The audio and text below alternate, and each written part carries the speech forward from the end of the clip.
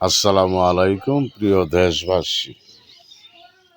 এক বক্তা ওয়াজ পড়তেছে অনলাইনে, টিকটকে, ফেসবুকে ছাড়ছে, ওয়াজ পড়তেছে যে গাইরুল্লাহর দিকে যেও না, আনতেছে আর বলতে গাইরুল্লাহর দিকে যেও না। গাইরুল্লাহ গাইরুল্লাহ মানে হলো বাজার মাজার গাইরুল্লাহ। বাজার মাজার গাইরুল্লাহ, বাজারে না গেলে সদাই করতে কি আনবেন। আর মাজার হইল আল্লাহর অলিগণের, বলে গায়রুল্লাহ মন্দিরের দিকে যায়েন না।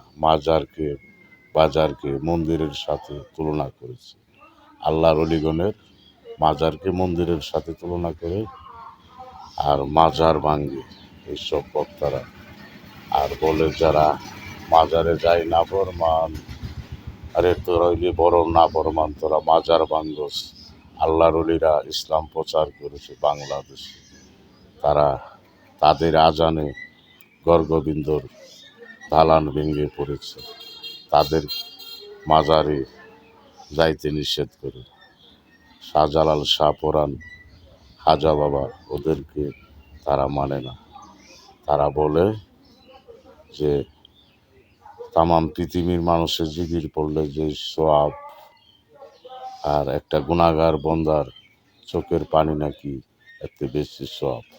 আল্লাহর কাছে কাঁদলে গুনাহগারের বন্দার চোখে পানি আসলে সারা পৃথিবীর মানুষের জিকির পড়লে যে সওয়াব, এর চেয়ে বেশি সওয়াব গুনাহগার বন্দার চোখের পানি।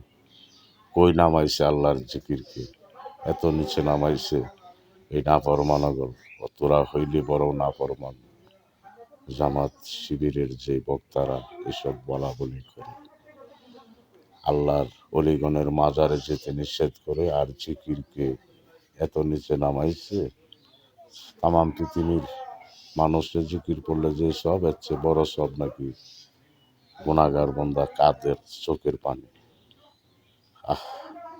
আফসোস, আল্লাহর অলিগণকে এত ছোট বানাইলে, আল্লাহকে ছোট বানাইলি, আল্লাহর জিকিরকে এত ছোট বানাইয়ে দিলি। ওরা নবীজির উপর শান পড়লে নাকি এটি ভালো না, বেদাত। বড় পীর আব্দুল কাদের জিলানী রহমতুল্লাহ আলাই, সকল অলি গাউস কুতুবের সর্দার বড় পীর আব্দুল কাদের জিলানী, তার নামে শান, তার নামে 11 শরীফ। এটাই কেউ বেদাত বলেও ওই না পরমাল জামাত শিবির।